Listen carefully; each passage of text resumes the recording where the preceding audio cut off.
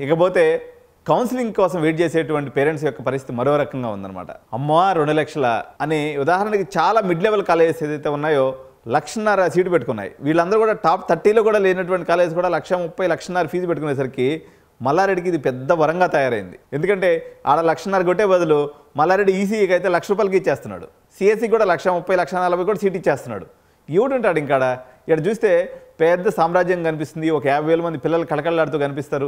రకరకాల అందచందాలు, అదేవిధంగా రకరకాల మంచి రెస్టారెంట్స్, మంచి హాస్టల్స్, ఫెసిలిటీస్ ఉన్నట్టుగా మైసమ్మ కూడా మీకు ఒకవైపున కనిపిస్తుండటం వల్ల చిన్న కాలేజీలు అయితే ఈ ఫీజులు పెంచితే మాత్రం మొత్తం ఫస్ట్ ఫేజ్ కౌన్సిలింగ్లో రిపోర్టింగ్ జరిగే అవకాశమే లేదు, నిండా మునిగిపోయేటువంటి అవకాశం కనిపిస్తూ ఉంది. సో ఇక గట్కేసర్ ప్రాంతానికి కానీ వస్తే ఒక Geetanjali college, Srinidhi university, Anurag university, so ఈ 3 కొంత లీడింగ్లో వెళ్తున్నటువంటి కనిపిస్తూ ఉంది. రిమైనింగ్ కాలేజీలు అయితే అడ్మిషన్స్లో వెనకబడిపోయినాయనే చెప్పాలి. చాలా కాలేజీలో బోనీ అవ్వలేదు. ఒకవేళ అయినప్పుడు కూడా 5-10 సీట్లతో ఎప్పుడైనా 4 రకాల మార్కెట్స్ ఉంటాయి. First of all intermediate results వచ్చినప్పుడు కొంత మార్కెట్ వస్తుంది. ఈ సంవత్సరం అది అసలు కనిపించనే లేదు.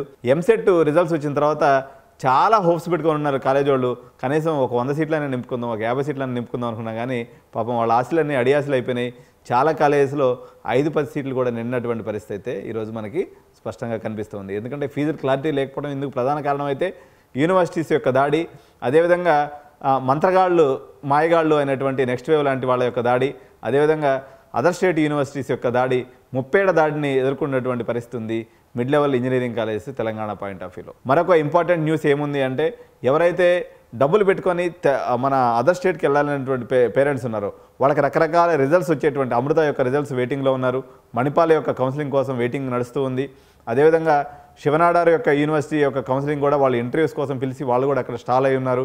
అదేవిధంగా చాలామంది పేరెంట్స్ సియూవిటీ ఎగ్జామ్ రాస్తున్నారు, దాని యొక్క రిజల్ట్స్ కోసం వెయిటింగ్లో ఉన్నటువంటి పరిస్థితి ఉంది. ఇవన్నీ ఒకవైపు నుంటే మన బెంగళూరు మార్కెట్ అయితే అత్యంత స్పీడ్గా వెళ్తున్నటువంటి పరిస్థితి అయితే కనిపిస్తుంది. ఎందుకంటే 25వ తారీఖున మోస్ట్లీ వాళ్ళ యొక్క కేసెట్ ఫలితాలు, అంటే మన ఎంసెట్ లాంటిది అక్కడ కేసెట్ కండక్ట్ చేస్తారు, ఆ ఫలితాలు వచ్చేటువంటి అవకాశం ఉంది. కాబట్టి ఈ ఫలితాలు ఒకసారిగా రిలీజ్ అయినట్లయితే బెంగళూరు మార్కెట్లో సీటు దొరకడం గగనమైపోతుంది.